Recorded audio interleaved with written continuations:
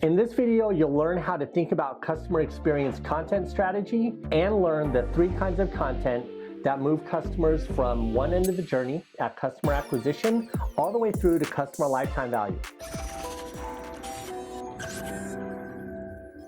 Hi, I'm Dennis Wakabayashi, and if you're like me, you might have struggled a little bit if you're a traditional marketer to wrap your heads around customer experience content strategy. That's because content in a customer experience strategy has to cover a multiple set of touch points, do multiple kinds of jobs, and it has to move customers at each of those touch points from customer acquisition all the way through to customer lifetime value. And besides that, there's only 3 kinds of content that work for all of the different phases of customer experience. Looking back to our previous lessons, what we've discussed is that customer experience can be broken down into 3 key categories: reputation, reach, and relationship. In the reputation part of the strategy, what we're trying to do is create a positive experience in the mind of our customers so that they prefer our brand. In the second phase of the strategy, what we're trying to do is engage a wider audience of people to accelerate our sales. And in the third phase of customer experience, we're trying to extend the relationship that we have with our known customer. In most instances, you can simply think of the front end of the journey related to unknown customers and the back end of the journey for known customers. And in the middle, we want to extend our content to as many audiences and to as wide a range of people as possible. And we have to pay special attention to the 3 kinds of content that matter to customers as they move through their journey. Those 3 genres of content are educational content, entertainment content, and engagement content. Most content that all of us consume is a thing called UGC, or user-generated content. User-generated content is content for the people, by the people, and not really meant for business purposes. UGC content looks like TikTok dances, travel pics, or life events or family photos. I'm sure you've seen plenty of these in your social feeds. It's literally created by everyone, from the girl next door to doctors, lawyers, grandmothers, moms and dads, and everyone in between.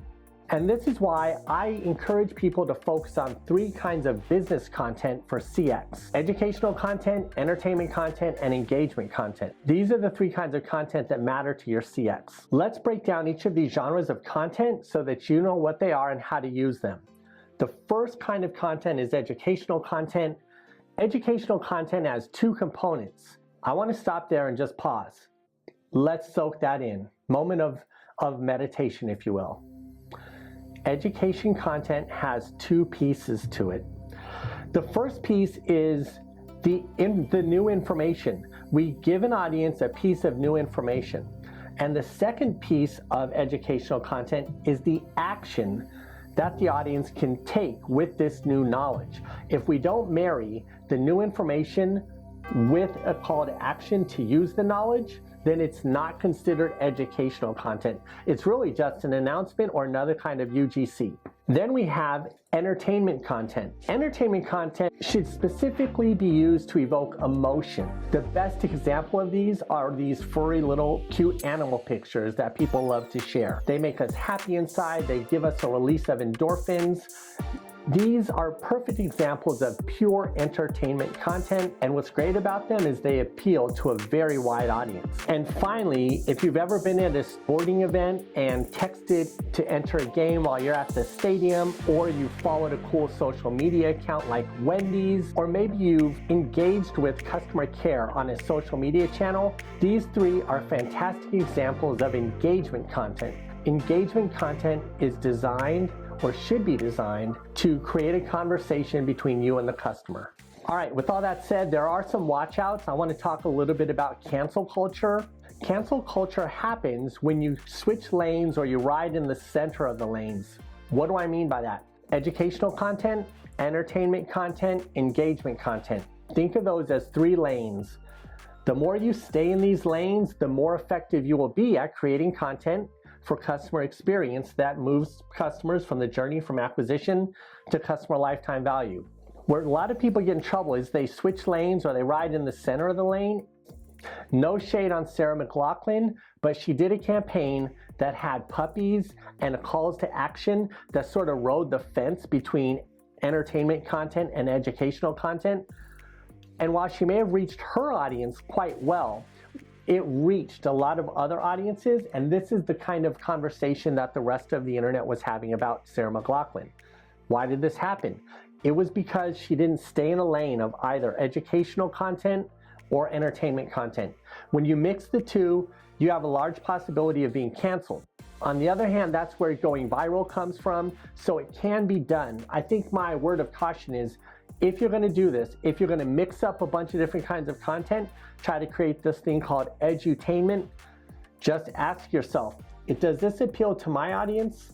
Does it appeal to a wider audience? If it doesn't do both, then you might want to tailor it back down to be a little bit more specific to either educational, entertainment, or engagement content. So ideally, when it comes to content, you want to stay in your lane. Here's a simple diagram to help you visualize what we're talking about. In the most basic sense, you can focus educational content on the front end of your customer journeys, because the consistency in the calls to action for education content can be crafted to accelerate people through your customer journey. Entertainment content can be leveraged to access wider audiences in the reach part of your strategy, and engagement content can serve and reward your customers as well as cultivate loyalty.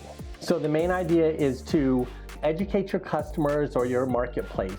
Use your entertainment content to reach a wider audience and leverage that good reputation from the education content. And after customers commit to you, be sure to have kinds of content or programs that create dialogue between your company and your audiences to maximize customer lifetime value. This is the way we accelerate the movement of customers across the customer journey from acquiring them to serving them long term. All right, I hope these ideas help you rethink the way you imagine customer experience content strategy. I hope these 3 nuggets of educational content, entertainment content, and engagement content help you focus your content creation on particular touch points through the journey to become more effective. With all that said, if you have any questions, feel free to leave them in the comments below and I will respond to them. If you'd like to reach me one-on-one, there's a link in the description below to my LinkedIn profile. We can have a conversation there one-on-one. Otherwise, I'll see you at the next episode where we're going to talk about how to create a vision and a mission and a business case for your CX programs. Thank you so much for being here today. And just remember, the future of CX is now in your hands.